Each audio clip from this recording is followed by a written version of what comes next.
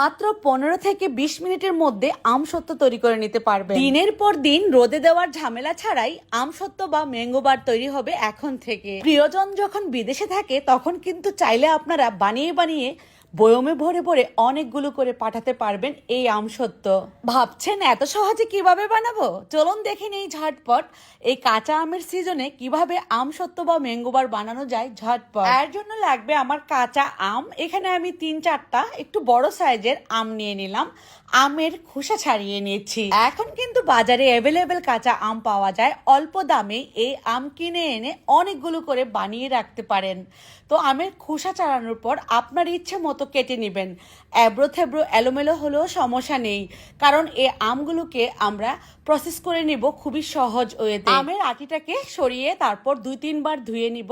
আমের মধ্যে যে আলাদা একটা কষ থাকে সেটা কিন্তু ধোয়ার পর দেখবেন যে কালচে ভাবটা থাকবে না। ধুয়ে নেওয়ার পর একটা পাত্রে দিয়ে দিচ্ছি। লবণ দিয়ে দিলে এ থেকে পানি উঠে আসবে। একটা ফোঁটা পানিও দিব না, ঢাকনা দিয়ে জাল করব 10 থেকে 15 মিনিটের মতো। এর মধ্যে আম কিন্তু একদমই নরম হয়ে যাচ্ছে, খেয়াল করুন। তারপর একটা ডাল ঘুটনি দিয়ে এভাবে করে চেপে দিবেন, দেখবেন যে আমগুলো গলে গলে যাবে। তারপর অনবরত নাড়তে হবে। নাড়তে নাড়তে দেখবেন যে আমটা একদম মিহি হয়ে গিয়েছে। খেয়াল করুন আপনারা। যদি চান আপনারা কিন্তু চেলেও নিতে পারেন, ব্লেন্ডার জারে করার দরকার নেই। এভাবেই আমটা গলে যাবে।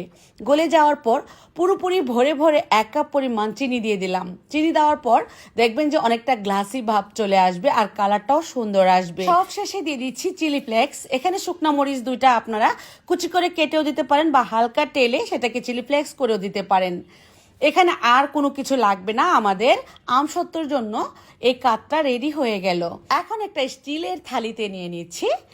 চিনি বেশি করে দেওয়ার কারণে কিন্তু আপনার 15 থেকে 20 মিনিটের মধ্যেই এটা ফ্যানের বাতাসে রেখে দিলেই জমাট বেঁধে যাবে এবং খুব সুন্দরভাবে আপনি ইজিলি ওঠাতে পারবেন।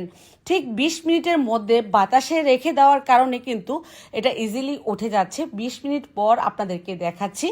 খুবই আলতো করে উঠাবেন যাতে করে এটা ছিঁড়ে না যায়, খেয়াল রাখবেন। তবে এমনভাবে টেনে আসছে আর ছিঁড়বে না। একদমই কিন্তু পারফেক্টভাবে আমসত্ত্বটা রেডি হয়ে গিয়েছে।